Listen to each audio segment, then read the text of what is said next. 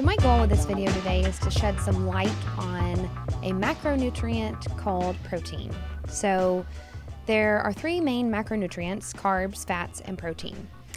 Being a female and being someone who necessarily doesn't want to bulk up, I want to speak to the ladies that are listening to this that are also a little bit maybe confused on protein, confused with how much they should incorporate into their diet, and I want to help you with a little bit more understanding.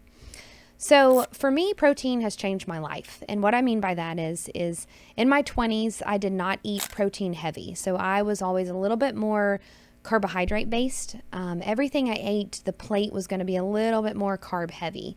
And those carbs could be coming from vegetables too, because I do love vegetables.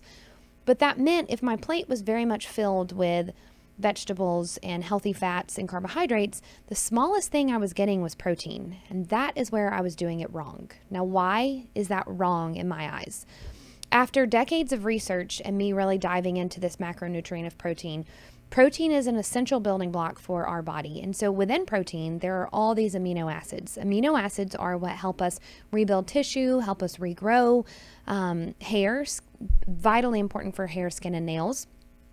And the biggest thing to me is it's vital for our muscles, not necessarily for me to bulk up my muscles, but for muscle repair. And so that means if I've been active, if I've been running around with my children, if I've been going on hikes or walking or whatever, muscles are being used, the muscles are being depleted, and the muscles need the strength and those amino acids to go back in and help repair them.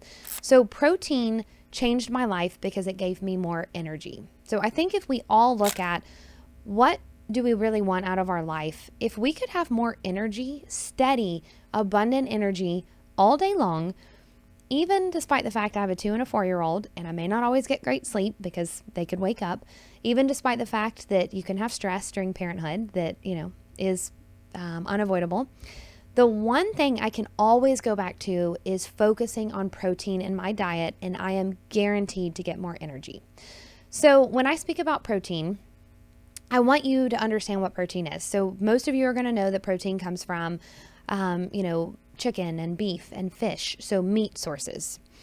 And eggs. A lot of people don't know that there are protein options outside of those. Now, why am I speaking about other protein options? I think in order to really get protein at every single meal, you have to use some of these powdered protein options. Now, I'm a big fan of real food, and I always will be, but what I like about these is this is coming from real food. It's just made into a powder. So on a scale of bioavailability, meaning how well can your body break this down and utilize it, and how easy is it for the body to do that? Because if you think about something that's hard to break down, that's actually going to take more energy from our body to break it down. So we want to give ourselves the easiest thing to break down and then let that food be our energy source. So I wake up every morning and I drink this. I'm literally obsessed with this protein. On a scale of bioavailability, as I was saying, how easy something is to break down, whey protein isolate is the easiest protein to break down and use in our body. After that, and I actually have a little chart here, after that is going to be whey concentrate. After that is egg protein. Then we go down to cow's milk. Then we go down to fish. And then we go to beef. And then we go to chicken. So surprisingly enough, and where I kind of want to bust a little myth here, is that plant-based proteins are actually at the bottom of the list, okay? The word plant has a positive ring and a positive effect to it. So plants, we know, are coming from the earth. Plants can have antioxidants. Plants can have fiber.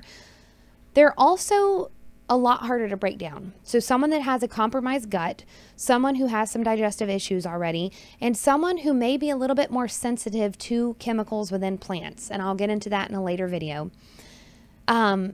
Some of those things can actually cause us fatigue in the breaking down of plants, can actually be a little harder to get the energy from, and I am one of those. So I'm not cold hard saying to never use a plant protein, but I am saying if you've experienced a little bit less energy from your plant proteins, if you still are experiencing fatigue after drinking it, you're not really feeling satisfied, I would encourage you to try a whey protein.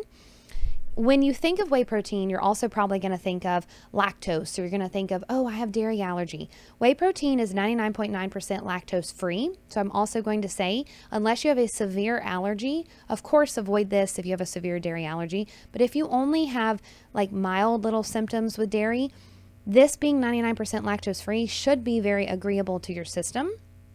And if anything, it should actually be very positive for your system. So I wake up every morning and I do a scoop of this. I actually do it in just warm or lukewarm water, which sounds so gross and strange, but for some reason it mixes easy. It's delicious. I have to be very efficient with my time in the morning. So that is my morning thing. I also will add this into the kids' pancakes. There's a vanilla flavor that we have. I will make protein nut butter balls. I've put it in the waffle mix before. I've put it into smoothies. There's so many ways you can get this into your diet that isn't just adding water to it. But for me, that's my way I can ensure it every single day into my diet. Now, the other thing is this has become very popular. So if you still try this and maybe you still have a little bit of tummy rumbles or you feel that something digestive wise was not perfect with this, and that's only going to be a very few amount of people. This has become very, very popular, and I think it's for a very good reason. Looking back into history, our ancestors ate a lot of beef, head to tail on that cow. So we don't do that really in our society now. Liver has become more popular, spleen, heart, kidneys, organs are definitely becoming more popular.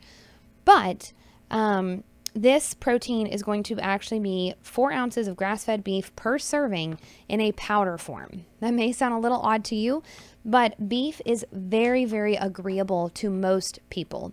And so this is kind of following that carnivore ancestral trend that is going on.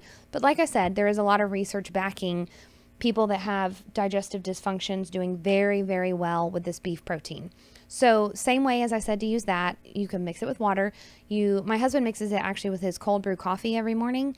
And what's amazing is the 4 ounces is going to yield 20 grams of protein. So great amount of protein there. Now, when we go back to the protein topic, I like to say for a general rule, if you are a decently active person, you want 1 gram of protein per pound of body weight. Okay. Now, if you're very sedentary, maybe go down to 3/4 of a gram for every pound of body weight. But I, chasing the kids and working and being decently active, I like to do a pound or a 1 gram per pound of body weight. So that means for me, I'm looking at around 130 grams of protein a day. So that is a lot. And the only way I can do that is to be very, very conscious every meal, trying to get around 30 grams of protein, and then my 2 snacks a day looking at around 20 grams of protein. Absolutely game changer for my energy. I think we all want more energy. We all want more ability to have stamina, clearer thinking, ability to push through and not have that slump in the afternoon, to not have that full tired feeling after meals. To me, there's nothing worse than that. So I'm just not willing to eat those foods that are going to cause that, because I want to show up at all avenues of my life for all 14 hours that I'm awake during the day. And that's my hope and my wish. And so that's my wish for you. So again, if you're a female and you're thinking, I don't love protein, think of these options and let's see what we can do to help transform your energy for 2024.